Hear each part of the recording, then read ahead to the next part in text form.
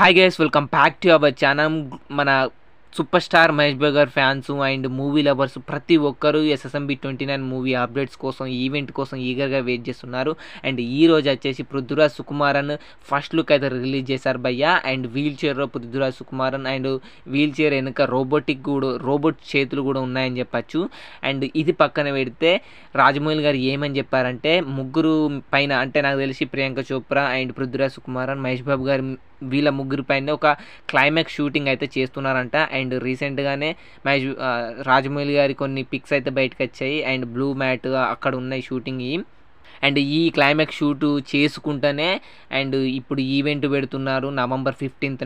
And అసలు మనకు cinema shooting ఎక్కడ వరకు వచ్చింది అనేది కూడా తెలియదు, కానీ క్లైమాక్స్ షూటింగ్ అయితే చేస్తున్నానైతే చెప్పారు రాజమౌళి గారు.